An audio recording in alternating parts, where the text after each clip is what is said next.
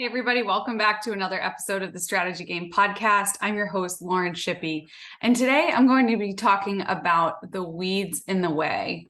Do you ever feel like your brain has too many tabs open? I do, all the time.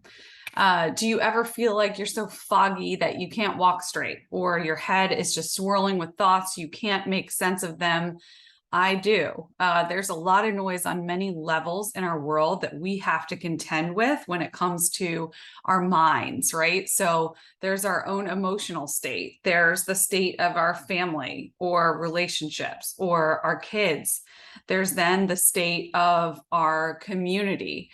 And then there's the state of our world. So there's like these layers, right? So there's ourselves at the very core of this, if we want to say onion, right? And then the next layer is like our family relationships, right, around us, and then our friends, right, and what's happening with them. And then it's like our community as a whole, what's happening there. And then it's our world collectively, what's happening there. So if you put all of those layers together and you stack them all on top of each other, just think of yourself, I think of myself under like a cartoon image of that huge pile of papers that are just like piled on you. I think that's how we can often feel these days. So whether we acknowledge this or not, it's in our subconscious minds. And so we talk at Storywork a lot about bringing the subconscious mind to the conscious mind, because the more that we can bring those subconscious thoughts up to the surface in our minds, the more we can recognize them, and recognition allows us to then begin to process them. Okay, so the things I didn't talk about in that list are social media, the amount of time we spend scrolling through, and then just picture yourself as the filter that's taking in all of this information that you're scrolling through on social media. So whether you recognize it or not, when you scroll, you're just taking in all of that information, good, bad, ugly, depressing, encouraging, whatever your feed is, you curate it.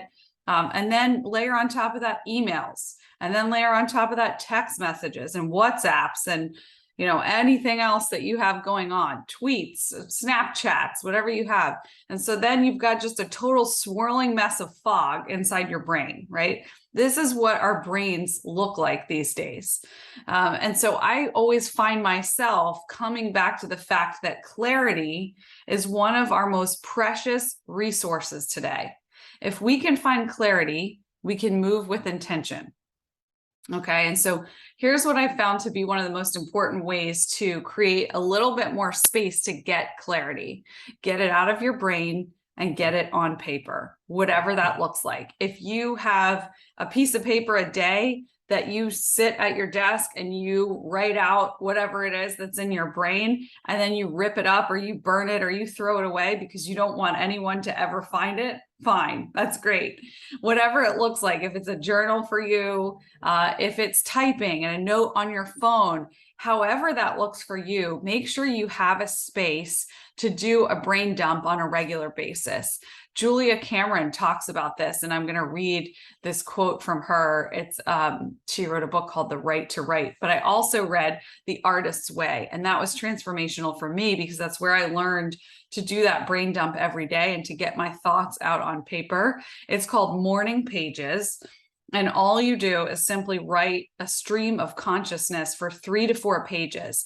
Now, you're not supposed to write less than 3 to 4 pages, because the idea is, if you think about all the stuff I talked about in the stacks of paper, that as you write continuously, you're peeling back the layers of that onion each time. So if you've heard me talk about the 5 whys framework as well, if you're trying to get to the root of something, an issue or a problem that you're having that you can't figure out, that you can't solve, you can always go back to the 5 whys framework. So I'm feeling anxious. Why? Okay, because there's a big deal about to come through, or whatever it is. My kid is throwing a tantrum. It could be anything in life or business. Why?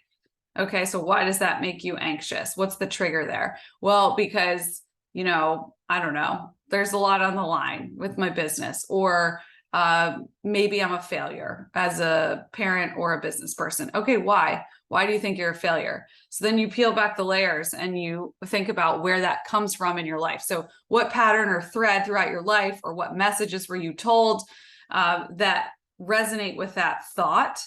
And when you can solve the root issue, or you can acknowledge the root issue, then you can begin to process and solve it, right? And so that's where that's what the morning pages does over time. So whenever you're getting thoughts out of your brain and onto paper, it allows you to figure out what's going on in your subconscious mind. It's a simple tool and everybody can do it.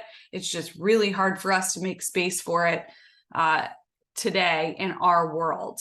So here's the quote from Julia Cameron. It says, "We should write because it's human nature to write. Writing claims our world. It makes it directly and specifically our own. We should write because humans are spiritual beings, and writing is a powerful form of prayer and meditation, connecting us both to our own insights and to a higher and deeper level of inner guidance. We should write because writing brings clarity and passion to the act of living. Writing is sensual, experiential, grounding. We should write because writing is good for the soul. We should write because writing yields us a body of work, a felt path through the world we live in. We should write above all because we are writers, whether we call ourselves that or not." Maybe you're not a writer. That's fine. You don't have to be. This is the point of this, is just the power of actually writing something out, whether it's in a note in your phone or on a piece of paper.